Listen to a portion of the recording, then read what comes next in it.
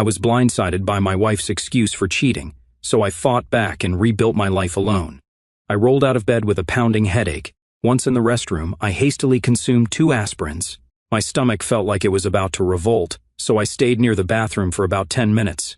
During that time, everything returned to me.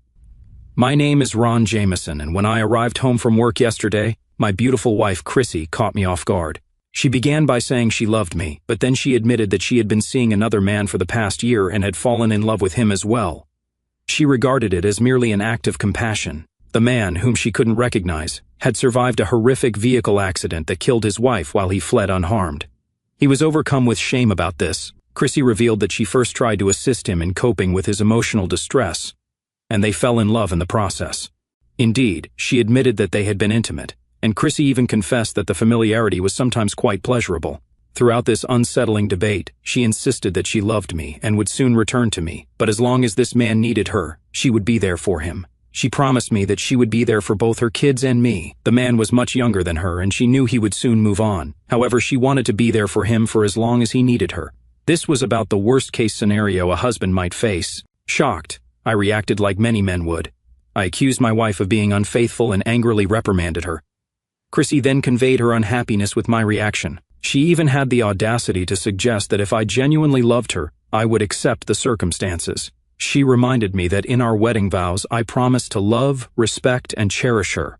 Chrissy was clearly disturbed and angry with me. I was very irritated. To avoid physical conflict, I started drinking and shouting.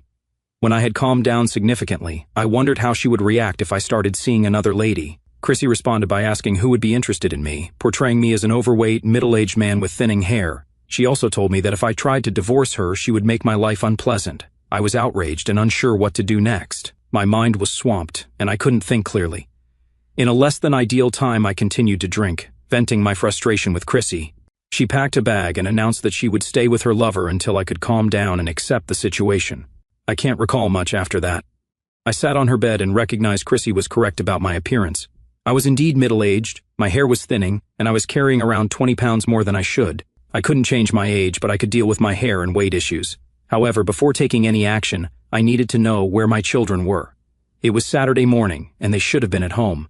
A short search around the house revealed that they were not present. I'm not sure where Chrissy may have taken them. I was ready to contact her parents when I heard a car in the driveway. Staring out the window, I observed Chrissy's car with her children getting out and heading toward the house. I confronted Chrissy at the front entrance. "Good, I notice you aren't inebriated," she commented angrily. "Where were the children?" I inquired, equally bluntly. "They were with me." "Leaving them with you was not an option," she responded. "You did not take them to your lover's home, did you?" I snapped. "Ron," she responded, "mind your language. They were already present. My friend is a very kind person. You, on the other hand, were horrific yesterday. I would not have dared to leave them with you." "Fair enough for me," I conceded. "But why didn't you take the kids to your parents' home?" Chrissy walked by me and up the stairs, saying, "They weren't home." I followed her to our bedroom. "Are you here to stay, or are you going to return to your partner?" I asked. "Please, Ron, stop being so immature," she responded. "I've described how events will unfold. I have no desire to continue debating this with you. The debate has come to an end. Accept it or not, that is your option. Even though you are acting badly, I still care for you, and as previously stated, when he no longer demands my presence, I will return permanently. So, what's the next step?" "I am having difficulty maintaining my composure right now," I said. "I'm going to get a few things since I intend to spend some time with my friend, until you're ready to deal with the situation and the children," she replied. I hoped this would persuade her to stay. It did not. "If you are hesitant to look after them, please contact my parents. I am convinced they will," Chrissy said. She then packed an additional suitcase of clothes and left. At the time, I felt like my head was about to explode, but I knew I had to remain calm for the sake of our children. However, I had no intention of quietly accepting Chrissy's betrayal. No man of respect would. After Chrissy left, I checked on the kids and asked whether they had any schoolwork. All 3 confirmed that they did. I asked them to start working on it right away. The objections stopped when I suggested that when they finished, we'd go visit Pop-Pop and Grammy's house. They were thrilled. They enjoyed visiting since Pop-Pop was assisting all of my children in building go-karts. They had intermittently devoted months to this project. The go-karts must have been nearing completion. Chrissy's parents, Sam and Mary, lived on a humble farm about a 15-minute drive away. Both were retired. Sam particularly enjoyed tinkering, which led to minor construction and repair projects in his large workshop. Whenever possible, the go-kart assembly took place here. As a trained mechanic at the local Ford dealership, the largest in the Tri-County area, I made infrequent contributions. I considered sharing Chrissy's paramour with her parents, hoping for both knowledge and advice. Because my parents lived in another state, I had a close bond with Sam and Mary, and considered them nearly second parents. Nonetheless, I hesitated, fearing that they might side with Chrissy, potentially jeopardizing our relationship. I went to each room to make sure the kids were working on their schoolwork, and they were. It dawned on me how much I valued my children. Ron, the eldest at 16, was known lovingly as Ron. His family separated him from me, an aspiring player.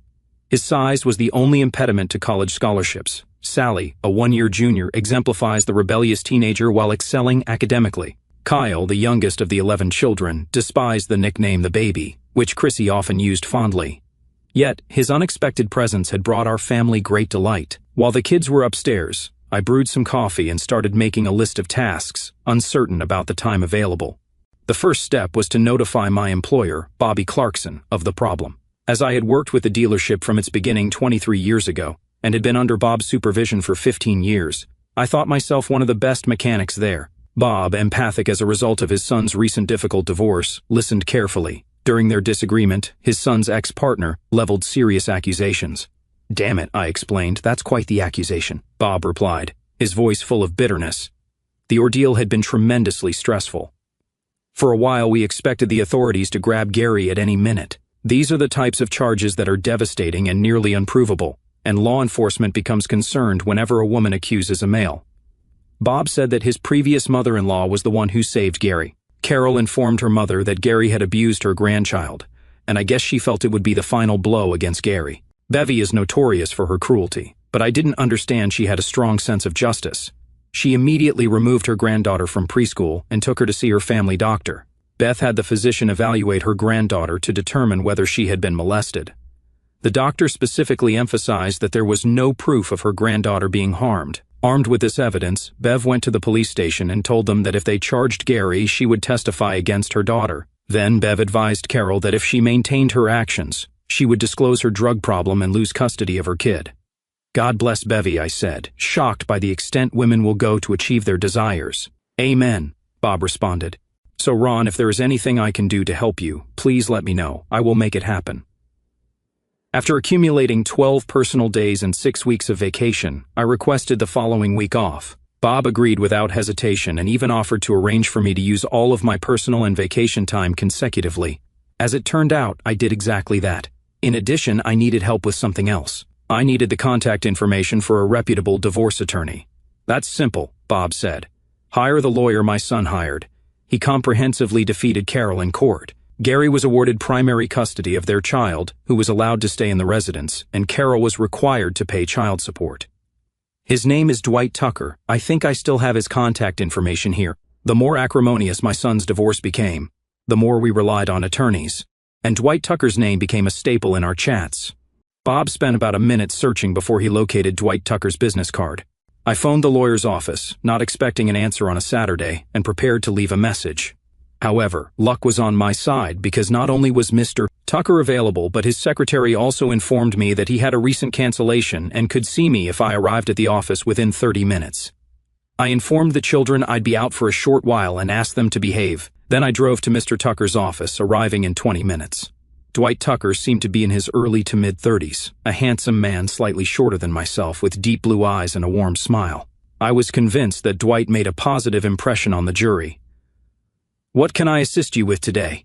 Dwight inquired after I had seated myself. I revealed that my wife had confessed the previous day that she was having an affair with a younger man, which caused me considerable embarrassment and anger. I detailed the events of the previous day as succinctly as possible, while Dwight took notes, shaking his head when I shared that my wife professed to still love me but intended to continue her affair with the other man. He interjected, "Let me understand this correctly," his expression turning serious. "Your wife claims she loves you but will continue her affair with this individual?" My cheeks turned bright red with embarrassment. I simply nodded, signaling him to continue. Dwight urged me to proceed. I recounted how Chrissy had become furious with me for not supporting her scheme. I confessed that I had insulted her with harsh words, which hurt her deeply. I shared that Chrissy had mockingly questioned how she would feel if I started seeing another woman. It was deeply humiliating and painful to reveal how Chrissy had diminished my worth as a man, claiming I would never find a woman who would desire me. Moreover, she threatened to destroy me if I attempted to leave her. "She really said all that to you?" Dwight inquired, his tone reflecting sheer disbelief. "No offense, Mr. Jameson, but your wife is either incredibly heartless or she's dealing with significant psychological issues." "None taken," I replied. "I agree." I then detailed how she had left her children at her lover's home the previous day during her dispute, and they had stayed overnight. Dwight looked momentarily surprised, then smiled slightly before jotting something down. "Now, the crucial question. What do you wish to do?" Dwight asked, looking up with his fingers tented in thought.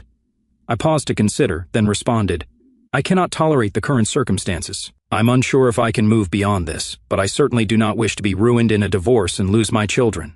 Dwight nodded empathetically. "It appears to be a common strategy among women contemplating divorce due to their misdeeds.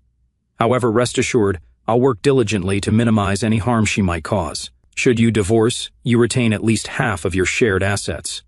He warned me that the court doesn't concern itself with affairs, implying I would still have to provide alimony and child support. "I understand," I replied, feeling somewhat discouraged despite Dwight's reassurances. It seemed I was headed for a financial loss. "Yes, that's a risk, but it's exactly why we must act decisively now," Dwight advised, poring over his notes. "Currently, your wife has vacated the family home, and worse, she left your children with her lover unattended. That's severely frowned upon by certain judges. You have custody of your children now, and I believe we can maintain that. I'll seek an emergency order to prevent your wife from returning, securing your position in the home temporarily, which strengthens your case for primary custody. If successful, you may avoid child support payments." He then inquired if my wife was employed. "Yes, part-time at the hospital," I replied, explaining her schedule and speculating on how she met her current partner. Dwight concurred and inquired about her earnings. I noted she made around $25,000 annually, while I earned about $80,000. Dwight then asked the pivotal question, looking me in the eye, "Do you still have feelings for her? Are you interested in reconciliation?" I looked down for a long while. Upon raising my head, tears were flowing. I nodded but added, "I do love her, but I cannot accept things as they are. She has disrespected me and broken her vows. I'm ready to end our marriage." Finally, Dwight flipped his notepad to a fresh page, asking about our financial assets. I took a moment to calculate, then detailed our financial situation, approximately $3,500 in checking, $44,000 in savings, a $220,000 certificate of deposit with interest, and my $401k with $150,000. Chrissy had a smaller retirement fund from her tenure at the hospital, despite her shorter employment duration. I clarified that the hospital's compensation package was typically more advantageous than my own. Yet, to my astonishment, my employer provided a superior healthcare scheme, so we opted for that for our family. After a brief reflection, I also brought up that we owned 2 vehicles titled in both our names. We certainly owned our home, but we had only purchased the specific home a few years back and had fully utilized the mortgage, leaving little to no equity in it.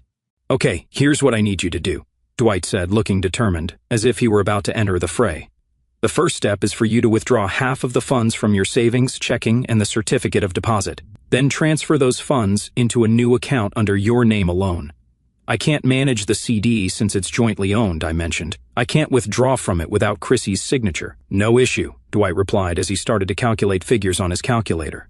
"Withdraw $33,750 from the savings account, and then utilize the checking account to settle as many household bills as possible and pay off any shared credit cards you possess, clearing their balances using the joint checking account.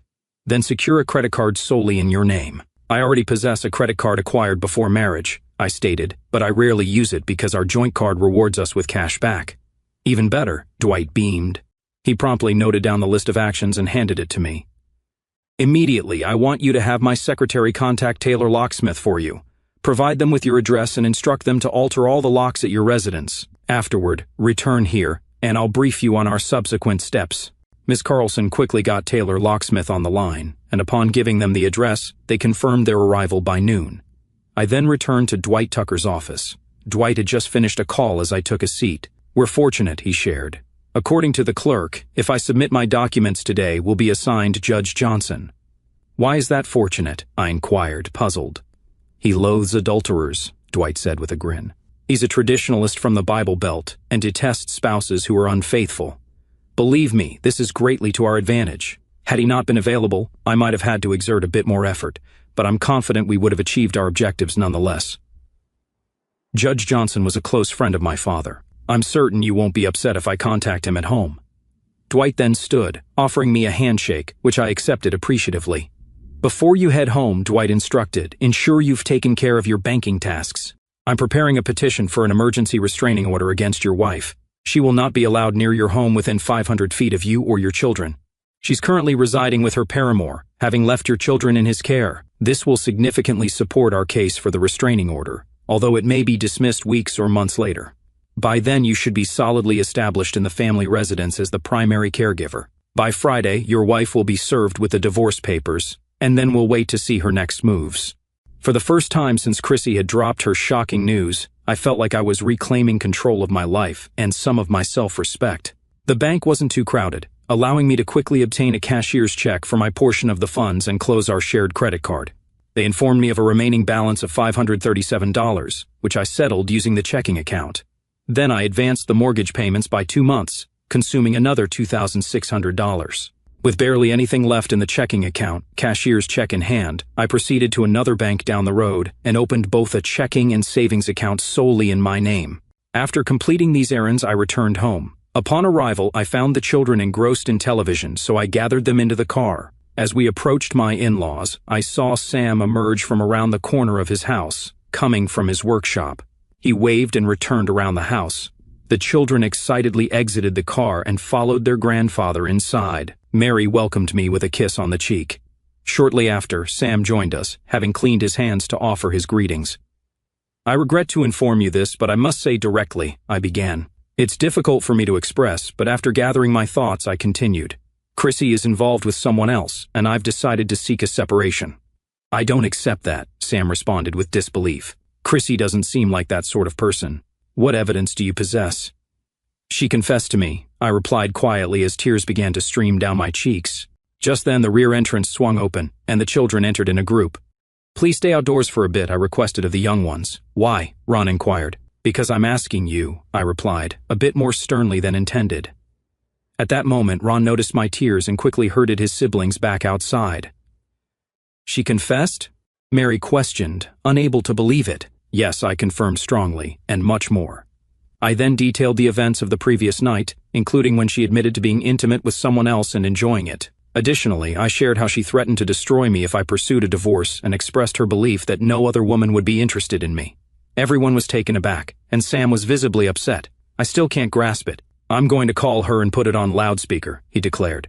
After dialing his daughter's number and switching to speaker mode, Sam placed the phone on the table. Hi, Dad, Chrissy greeted cheerfully. What's up? Ron is here right now, Sam said, then directly asked if she was having an affair. Following a lengthy silence, Chrissy asked, What did he tell you? He explained that you were accused of being intimate with another man and having feelings for him, Sam replied. It's complex, Dad, she tried to explain. I'm assisting this man. He's faced a terrible ordeal. Sam's face turned crimson as he asked through clenched teeth whether they had been intimate. Yes, but I still hold love for Ron. I can't leave this man right now. I have feelings for him too, she admitted. I was dumbfounded by her admission, especially given her close relationship with her father, Sam, whom I had assumed would defend her actions. Chrissy's voice was choked with emotion, and it was clear Sam never expected his daughter to act in such a manner. Dad, please, was all we heard before Sam ended the call. Shortly after, the phone rang again, and Mary moved to answer it. Don't, Sam ordered, but Mary attempted to pick it up anyway. Sam took the phone from her and hurled it at the fireplace. I told you to leave it, he yelled at his spouse, who was visibly shaken and retreated. The room fell into an eerie silence as Sam and Mary processed the revelations. Eventually, Sam approached me, expressing his deep regret. Ron, I'm profoundly sorry. I'm at a loss for words. I can't believe our daughter would do this to you. We'll do anything we can to support you and the children, he offered. Following this, I had to depart to meet the locksmith, herding the children into my vehicle. Before leaving, I extended an invitation to Sam and Mary to discuss the situation further over dinner. On the journey back, Sally broke down in tears, questioning if a divorce was imminent. Who told you that? I demanded. I did, Ron admitted, revealing he had eavesdropped. Confronted with their right to understand the situation, I pondered how to explain their mother's actions without causing them further distress. Chrissy's thoughtlessness was evidently harming the children. a consequence she likely hadn't considered when she became involved with someone new. Regrettably, I confirmed to them, "It appears your mother and I are heading toward a divorce." "But why?" sobbed Kyle. "Your mother has developed feelings for another person," I explained succinctly. "So she's intimate with another man," Sally interjected, tears in her eyes, labeling her mother harshly. "Sally, don't speak ill of your mother," I cautioned, though feeling a similar bitterness. Shortly after securing the home with new locks, Chrissy made a sudden appearance, upset over my disclosure to her parents. "I'm confident that you informed them that I'm a harlot and adulteress," Chrissy yelled. "I believe you adored me," I expressed sorrowfully. "Chrissy, I do adore you with my entire heart, but I will never condone you being intimate with another man, and you have no clue how deeply you wounded me when you described me as just an unattractive, middle-aged man who no other woman would ever desire to accompany. Essentially, you implied you're doing me a kindness by remaining by my side. Your pity affection is something I can manage without. Not only did you do this, but you also threatened to destroy me, yet you dared to profess your love to me. You really ought to examine yourself closely, Chrissy. People who adore one another don't act in such ways." Regarding informing your parents, I added, "If you're so certain that your actions are justified, then their being aware shouldn't be an issue." Chrissy appeared troubled after I laid my charges against her. "Okay, I apologize." I didn't intend to utter those words. She attempted to apologize. "I was merely upset at the moment because you labeled me a harlot and adulteress."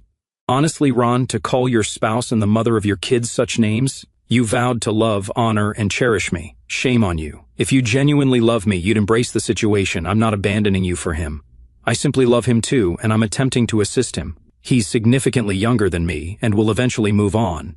"Chrissy," I stated, shaking my head slowly, "if you're going to recite our marriage vows, you should also recall the part where you pledged to forsake all others. And to remind you, a married woman does not engage in sexual relations with young men just because they're emotionally distressed. Furthermore, I have come to terms with the fact that you were not as you seemed, and I'm not going to keep you in my life any longer. As you said, accept it or not, that's your decision." Chrissy turned pale, looking unsure at that moment. Then her eyes narrowed, and she regained her confidence. She was breathing heavily, and I sensed she was preparing her next rationale for why I should accept the situation. At that instant, I wished deeply that I felt no love for her, but my love for her was profound. "Look, Ron," Chrissy spoke in the tone she used with the children when she expected them to listen, "stop acting foolishly. I'm your spouse. You know me. I love you, and I will return to you once this man recovers." I was deeply saddened, but I had reached my limit. My affection for her vanished, now replaced by sheer loathing. "No, Chrissy, I don't recognize you. My spouse and the mother of my children was a kind and faithful individual who would never betray me. You are someone I don't recognize. For all I know, this could be just one of numerous affairs you've had over the years. I can't be certain about anything regarding you anymore. Who knows if you were frequently being unfaithful with every injured Tom, Dick, and Harry?" Chrissy's eyes narrowed, her face flushed. I could tell she was livid at that moment and on the verge of losing her temper. "This is not an affair, and this is the only person I've been intimate with since we got married. This man has been deeply wounded, and I'm going to support him whether you approve or not. Suit yourself. I cannot and will not tolerate this. Furthermore, because my trust in you has eroded, I plan to conduct a DNA test on the children to ascertain if they truly are mine," I declared, gazing down from the porch at my wife. I shook my head, finding little comfort in the knowledge that she was oblivious to the turmoil that was likely to unfold. I believed she had persuaded herself that she could maintain both relationships without repercussions. At that moment, the sheriff's car arrived. The deputy stepped out of his vehicle and approached Chrissy. "Are you Chrissy Jameson?" the deputy inquired. "Yes, I am," Chrissy replied, confused. "Ma'am, this is a restraining order," the deputy said, handing her the legal document. "The text states that you must not enter that house, and you must remain 500 feet away. Do you comprehend that?" "That's my residence," Chrissy exclaimed. "All my belongings are within." "I'll permit you 15 minutes in the residence to collect your belongings," the deputy said, glancing at me. I gave a nod. "Mr. Jameson will wait out here, officer. I prefer to take my kids to the backyard if that's acceptable," I requested. "But I want to see my kids." Chrissy was in a panic by now. "Ma'am, the purpose of the restraining order is to shield, specifically your kids, from you," the deputy explained. Chrissy spun around with fury in her gaze. "You did this? You're attempting to take my children from me?" "No, Chrissy, you brought this on," I stated coldly. "I merely reported to the court that you had deserted our home and left our offspring alone at your lover's residence where you were intimate with him." "I didn't desert our home, and he is a wonderful man," Chrissy yelled. He's just someone I'm attempting to assist by being intimate with him. If he's so remarkable, why don't you go live with him? Offer him your affection for the remainder of your life, or does he only wish to exploit you for transient gratification? I countered, more for the deputy's sake than for my spouse's. I escorted the kids to the backyard and informed them that their mother was collecting her belongings to bring to her new partner's place, but that I would allow them to see her before she departed. I derived no joy from the encounter between Chrissy and the offspring. She was weeping so intensely when I brought them back out front. Kyle dashed to his mother's embrace and cried bitterly, pleading with her not to go. "Please, Ron," Chrissy wept. "Can't you perceive what you're inflicting on the kids?" Anger surged within me, but I subdued it. With frost in my tone, I admonished her. "Don't speak of the kids. I haven't done anything wrong. You were the one who brought the kids to your lover's place and compelled them to stay while you indulged with your lover. Ron, why can't you grasp that I can't forsake him?" Chrissy uttered amidst a deluge of tears. "Chrissy, I'm convinced you pondered deeply before our awful discussion yesterday. I realize you can't forsake him, so remain with him. You have already forsaken your husband, your kids, and your home. It's time we did the same to you. I suppose in all your contemplation, you never envisioned the repercussions of your choice. Now you're starting to witness those repercussions. I hope you're satisfied." Ron just stood there observing his mother and then inquired why. Chrissy scrambled to justify her actions to her son. Ron listened, but it was evident he didn't accept any of it. Yet it was Sally who truly confronted her mother. "You're nothing but a self-centered enchantress," she declared as she spat in her mother's face. "I had to hold my daughter back because I feared she might strike Chrissy. I also insisted she apologize." Sally outright declined. Chrissy was utterly taken aback and collapsed to the ground, weeping. I wasn't entirely surprised by my daughter's conduct. Sally and Chrissy had been clashing frequently and seemed to be at odds increasingly. To me, it appeared to be the typical teenage defiance phase that I hoped Sally would surpass. But now I could only wish that Chrissy hadn't irreparably harmed her rapport with her daughter. As I embraced Sally, Chrissy rose and dashed to her car. As she drove off, I saw her pounding the steering wheel. Kyle, the youngest, tried to run after the car, screaming, "Mommy, please don't leave us." Eventually, Ron caught him and brought him back. The officer looked at me with a sorrowful expression. "Mr. Jameson, I'm truly sorry for the ordeal you're enduring," he said. That evening, Sam and Mary visited us for supper. I had planned to barbecue hamburgers and prepare a salad, but Mary ushered me out of the kitchen and decided to bake a meatloaf and her renowned macaroni and cheese instead. The children adored it. While Mary was cooking, Sam and I relaxed in the living room, drinking a couple of beers. His daughter's behavior clearly caused him great distress. I informed him about the protective order, saying that it was granted because Chrissy had neglected the children at her boyfriend's home. This revelation aggravated Sam even more. Mary talked with Chrissy approximately an hour after she left. "How did it go?" I inquired hopefully. "Awful," Sam confessed.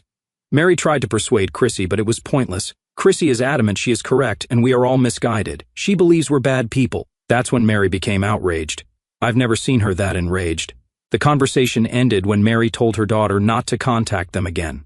Furthermore, Mary informed Chrissy that if the situation escalated to court, she would testify against her.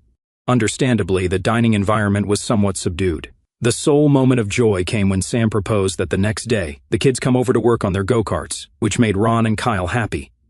Sally just sat there, upset, and did not touch her food, but I decided to disregard it. I sensed she was in as much suffering as the rest of us. Chrissy received divorce papers at the hospital the following Friday. Friends who worked there reported to me that Chrissy became upset. She lashed out at the server, threatening to ruin me. They eventually sent her to her boyfriend's home. Chrissy then chose a lawyer, Emma, who was familiar with Dwight and had appeared in court before him. Dwight commented that she wasn't as capable as she thought. Emma quickly attempted to overturn the protection order, but Judge Johnson was unconcerned.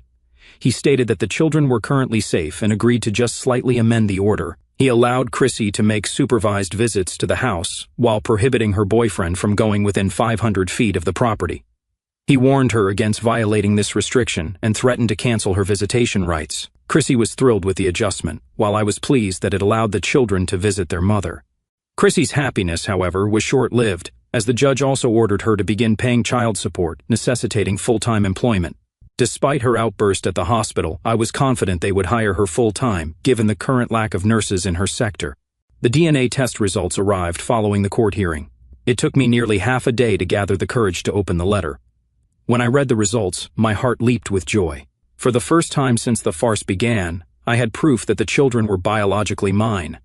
I reviewed the report several times to guarantee its accuracy. Then I thought about how I would have reacted if the outcomes had been different. In a moment of clarity, I realized that my feelings for them would remain constant regardless of the outcome. I even contemplated whether, for the sake of my children, I could forgive Chrissy if she simply left that man. Nonetheless, I determined that she could never teach appropriate values to her children. She had a bad effect, therefore, I needed to keep her away from them. I used up all of my personal days and vacation time so that I could stay at home with the kids. When it ran out, fortunately, Chrissy's parents consented to care for them. Sam and Mary continued to avoid communicating with their daughter until she regained consciousness. Sam claimed that she had called 3 or 4 times each day for roughly a week, and that he had banned her contact. Chrissy and I would make the arrangements for visits, and the lawyers would transmit our choices. It was eventually decided that Chrissy could see the children on Mondays, Wednesdays, and Fridays from 6 to 7 p.m., with Mary overseeing. However, I insisted on being present for the initial visit on the first Monday. I hoped Chrissy and Mary would fully comprehend the guidelines. Chrissy got out of a car that had stopped on the street. I didn't recognize the car, but I soon assumed it belonged to her friend. Chrissy approached the home nervously and greeted us with a hesitant smile. "Hello, Ron, how are you?" "Mother, it's wonderful to see you," Chrissy stated. "You must leave," I informed her.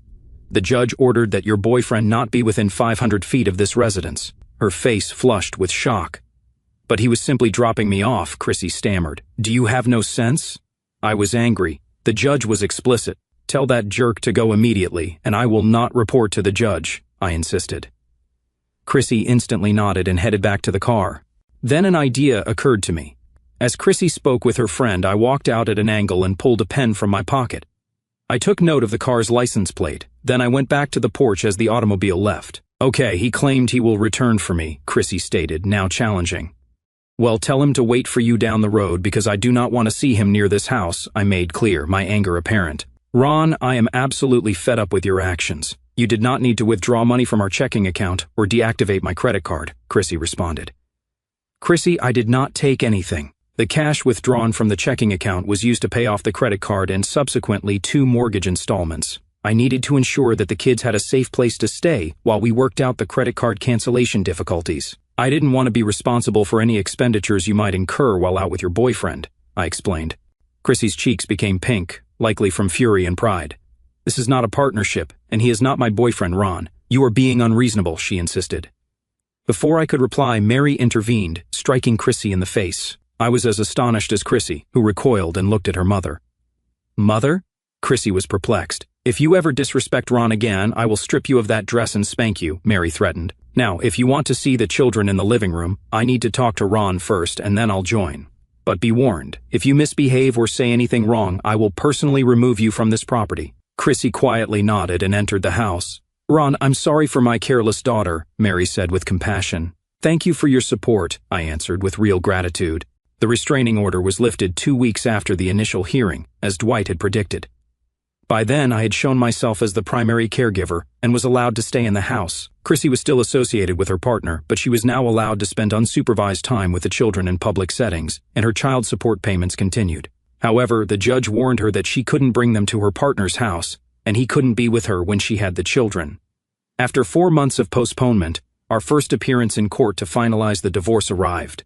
Before either of our lawyers could speak, Judge Johnson inquired whether Chrissy or I had undergone any counseling. The attorneys admitted that none had occurred. Therefore, the judge ordered 8 sessions of marriage counseling. Neither Chrissy nor I opposed the plan. For me, I thought they were pointless, but I didn't want to anger the judge. On the other hand, I couldn't shake the idea that Chrissy was still hoping to convince me, or possibly the counselor, that her actions were justified. The first appointment with the counselor, Dr. Patterson, confirmed my thoughts. Chrissy spent most of her time seeking to rationalize her conduct as being consistent with Christian ideals. I was certain the therapist would be surprised when Chrissy began her explanation.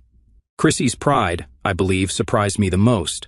By the second week, the therapist was gently probing Chrissy's reasoning. She questioned whether Chrissy would tolerate it if I started dating another woman.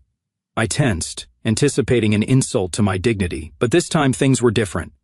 Chrissy was hesitant to respond, but by that point, I had lost interest. Throughout the protracted divorce, I made various adjustments. It may appear shallow, but when the woman you love tells you you're inadequate, you're determined to prove her wrong. As a result, I decided to undergo hair transplantation surgery. It wasn't a large sum, but the cost was roughly $4,000. I contemplated whether or not to go with the hair surgery, unsure if I was prepared for the potential mockery. Still, I was on vacation, so I went ahead. As far as I understand, my hair was chopped short, then follicles were taken from the back of my head and moved to the front. I spent most of the first week indoors. My children were bewildered and bombarded me with questions. I merely told them that it was a minor medical procedure. Around 10 days later, I looked very similar to my previous self, and my hair got longer with each passing week. Once the operation was fully healed, I started a training routine and began running. Initially, I could only run a half-mile before being very weary, but later I could run 10 kilometers. I also registered at a gym. I changed our diet at home to ensure that we all ate healthier. The kids were initially hesitant since I eliminated fast food, cookies, ice cream, pizza, and a variety of other harmful foods. Nonetheless, I looked online and found some tasty dishes to try. They were overjoyed when I surprised them with a new and tasty lunch. Some experiments were unsuccessful, but we all laughed, tossed them out, and made sandwiches instead. My kids adored helping me in the kitchen. It became a genuine family pastime. Despite the lingering anguish from Chrissy's deception, I was beginning to feel more optimistic about myself. In fact, returning to work gave me a considerable confidence boost. I went to the office to verify my schedule with the receptionist.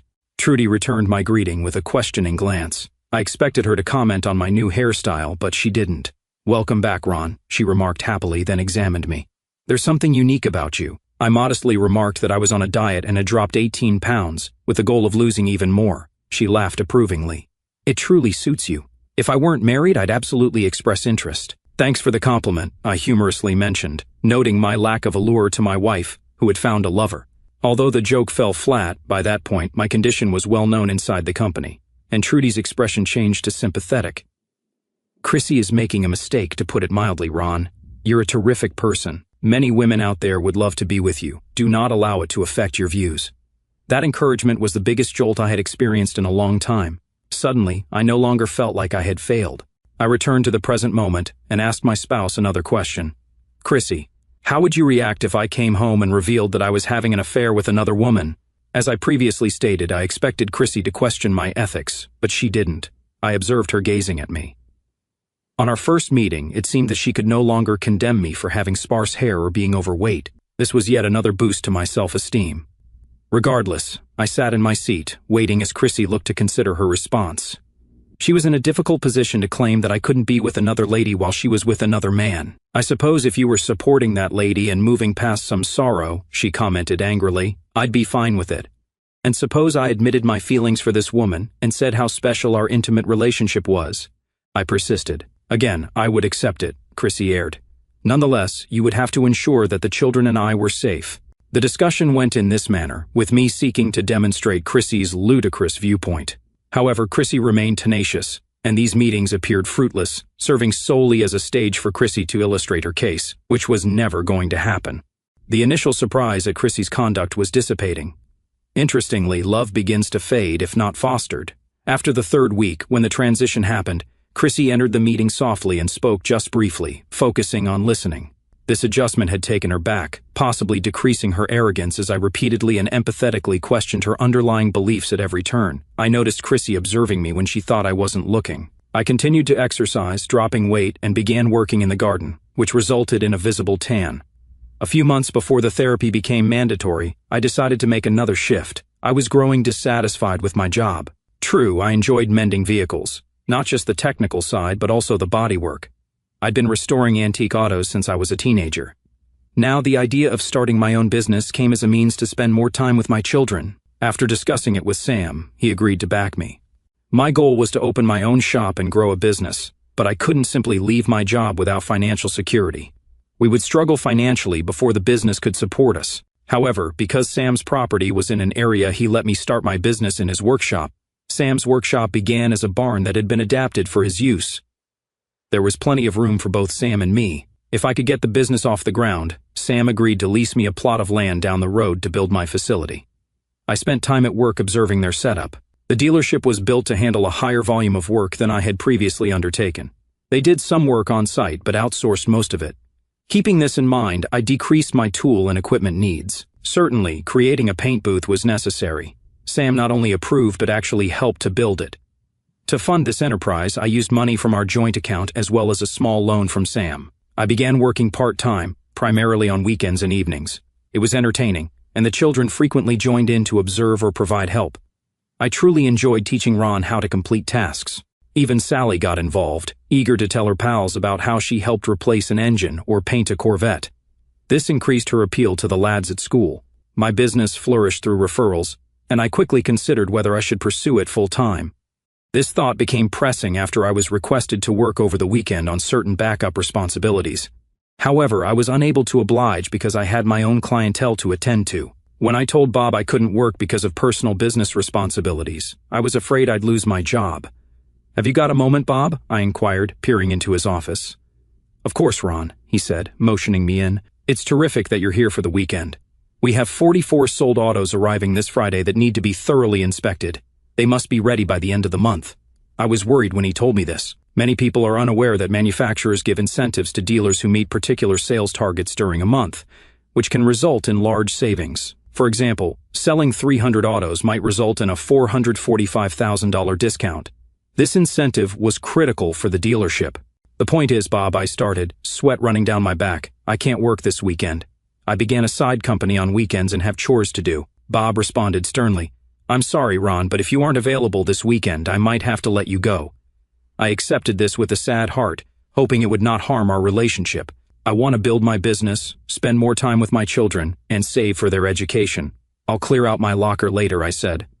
Bob seemed sad as he inquired about my company, its location, and the services it provided. I informed him that I had established a store on my father-in-law's property and detailed the equipment and services I offered, including auto body repair.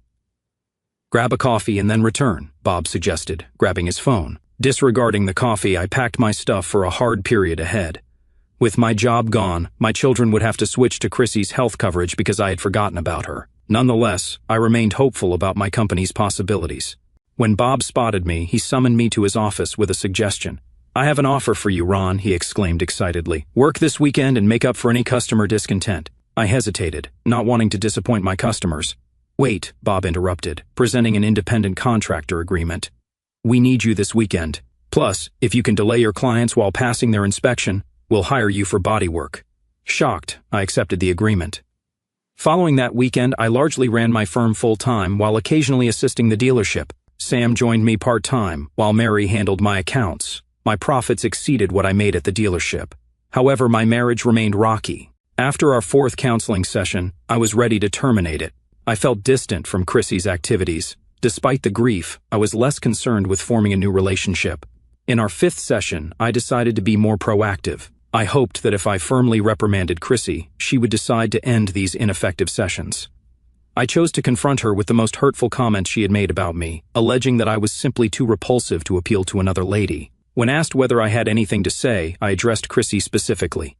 "Chrissy, I have determined that you are not just entirely self-centered, but also truly cruel," I conveyed, my bitterness evident. "How could you, the woman who claims to love me, see me as an unattractive middle-aged man who no woman would want? You've hurt me so badly that I don't think I'll be able to recover."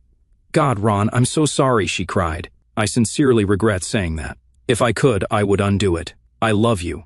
Just not enough to abandon your boyfriend and keep your secrets to yourself," I retorted. "You'll need it more than I do."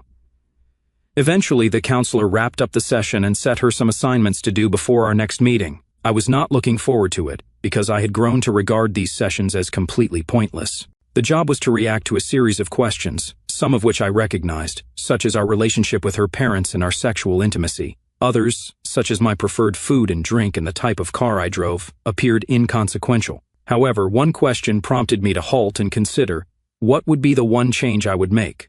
After that session, I considered this question but decided to set aside the questionnaire. The next day, I wrote that I wished I had been a more attentive spouse so that my wife had not fallen out of love with me. We submitted our comments at the next meeting, but the counselor did not even look at them. Instead, she asked if we had any questions or themes we wanted to discuss. "I want to ask Chrissy a question," I replied instantly. The counselor gave me the okay, and I faced my soon-to-be ex-wife. "Chrissy, it is clear that we are not making any progress in these sessions. You've made it clear that you're not going to leave your friend Bruce Hartman, which rules out any potential of us getting back together. Why don't we just finish this and go ahead with the divorce?" "How did you learn his name?" Chrissy asked, surprised. "When you initially came to see the kids, I took note of his car's license plate. After that, figuring out his name was simple. but it is now irrelevant. I have no desire for vengeance or even to talk with him. I'm past caring. I simply want to go on, I explained. Chrissy's eyes were filled with tremendous anguish, the likes of which I had rarely witnessed. It pained me to see her that way, and a part of me wanted to console her, but I knew that would not fix anything, so I proceeded. I understand your lawyer has been disappointed with the settlement offered thus far. As a result, I've asked my lawyer to recommend some alternatives. I'm willing to give you extra time with the kids and pay $1,000 each month in alimony for 3 years. I am determined to complete this, regardless of the cost, I said, observing Chrissy. All I could think about was her profound anguish. She had plainly decided not to discontinue her connection, and I couldn't or didn't want to tolerate my wife being intimate with another man. At that point, it became evident to me that I wanted to leave, so I advocated for an end to the sham. I understand that what you said about me was somewhat accurate. It stung a lot when you mentioned it, and I told you that I never believed I'd be able to get over it. However, as time passes, I've come to know that I'm moving on. As is obvious, I've made an attempt to improve myself. I don't think I'm the guy you had such low regard for when you started seeing Bruce. I've also started dating again after the divorce. You are welcome to continue meeting your friend for as long as you like, but I believe it is time to cease this, if only to begin healing the bond with our children, I concluded. Chrissy burst into tears when she heard this. The counselor rushed out of the room, seeming as astonished as I was. She ultimately calmed down and expressed her desire to see Chrissy alone at the next meeting, followed by me alone for the final session. With a sorrowful heart, I consented. When Chrissy told me all of this, I was outraged and disgusted, but now, months later, I'm just fatigued. I can see the distress this situation has created, not only for me but also for Chrissy, her parents, and our children. I wished for it to end. Furthermore, my rage at Chrissy for having an intimate relationship with another man had dissipated by the end of my final session. Ron, I admire your patience throughout these discussions. The ordeal has been quite difficult for you. After meeting with Chrissy the previous week, I feel I understand what happened to your wife, the counselor said. While I sat on the edge of my seat hoping to uncover why Chrissy decided to end her marriage, she inquired, "Do you recall the assignment I gave you?" I simply nodded, having practically forgotten about it, and thought it was of minimal consequence. "In her coaching, your comments to a particular inquiry were intriguing," she continued, pulling 2 sheets of paper from her file. "The question was, if you could change one thing, what would it be? Do you recall that?" I nodded. "You wished you had been a better spouse so that your wife would have continued to love you." Chrissy grieved harder than usual when she heard this. It took me some time to calm her. I wasn't sure how to react, so I just sat down. "Ron, your wife has never stopped loving you," she whispered quietly. "So she's still with Bruce because she adores me so much?" I answered sarcastically, to which she gave me a disapproving look before saying, "Ron, what I uncovered about Chrissy was that she was going through a major midlife crisis. As her children grew older, Chrissy sensed her life vanishing. She has always been, and I believe still is, a kind and sensitive person. Somehow she met Bruce, who sorely needed her. She misunderstood her desire to be young again for love, and Bruce's great yearning for forgiveness for his wife's death. That doesn't change anything," I objected. "Is she still with Bruce?" "Actually, no, she is not," the counselor replied. This was new to me. So why didn't Chrissy tell me? Deep down, I knew this would not change my opinion at this time, but it was critical to be informed of the whole reality. Bruce had left town on the second day. I informed Chrissy that I intended to date others and proceed with the divorce, assuming she had already lost me, she explained. I considered her comments, but they did not change my decision. Too much had happened for reversal. My life was back on track, and I planned to keep moving forward. It was out of the question to trust Chrissy again. Living in such a manner did not appeal to me. Above all, I hoped the children could begin reuniting with their mother. Sally's scholastic performance had suffered dramatically since the beginning of this upheaval, and I was persuaded she held resentment toward her mother. Kyle had grown depressed and withdrawn, engaging in poor behavior at school. This could be regarded as the most devastating consequence of Chrissy's conduct. She was no longer the happy, carefree youngster. Among them, Ron seemed to cope the best. He was not angry or depressed. However, anytime his mother's name came up in conversation, his manner changed, and he frequently steered the conversation elsewhere. It's possible I'm mistaken, but his response may be more worrying than the 2 girls. It's difficult to say for sure. "One more thing, Ron," the counselor said as she pulled out another document. This was Chrissy's response to a question about changing one area of her life. She stated a desire to forget ever meeting Bruce Hartman. After the divorce, as agreed, Chrissy visited the kids on Wednesdays and Fridays. I made sure we had dinner plans on Fridays before Chrissy arrived. Initially, our interactions were rigid and unpleasant, but gradually, we began to share with the youngsters. One evening, Chrissy asked if she might spend the night. No, I replied, amused. The guest room isn't particularly comfy. It's advisable to return home. The next time, do not even fathom the thought of us being alone in the same room. The truth regarding Bruce Hartman was not completely accurate. His wife died in a car accident while rushing away in distress after discovering his infidelity. Why did he leave town? It appears that it was the result of a severe assault he suffered near a neighborhood tavern. 5 cracked ribs, a shattered jaw, 5 missing teeth, and 2 serious traumas. I asked several pals for a favor and thought it would be useful. The assault assured that he would not be a threat to any woman, let alone find satisfaction in a relationship. Chrissy was able to re-establish a strained relationship with her children over time, namely with Sally and Kyle. Despite Chrissy's attempts, a perceptible schism existed between her and Ron. Surprisingly, Sally, not Ron, was the first to fully embrace their mother's return. Chrissy ultimately reunited with her parents. However, similar to her connection with Ron, a palpable frost lingered with her father. Regardless, most Sundays, we gathered there, much like a family, though we were not. Chrissy continually professed her regret for everything that had happened. Finally, I asked her to stop her apologies, emphasizing that forgiveness was out of the question and that additional attempts were worthless. Furthermore, Chrissy, I highlighted, I have made my position known. There is no place for discussion. Accept it or not, that is your decision. We will never reconcile, even in the most terrible conditions. 3 years later, I got remarried. Sally and her teacher are getting married. The circumstances behind our meeting and the subsequent events are stories for another time. What is crucial is that the children accept her into our family. Chrissy, on the other hand, must accept my decision to move on. Yet, there is nothing else for me to do. The issue was resolved long ago. She must deal with it on her own. This is an emotional narrative that emphasizes the value of family, relationships, and loyalty during difficult times. The characters' decisions and actions stimulate thought on the ideals that unite us and the inner power we can summon to overcome any adversity. Thank you for taking the time to hear today's story. If you enjoyed this article, please like and subscribe if you haven't already.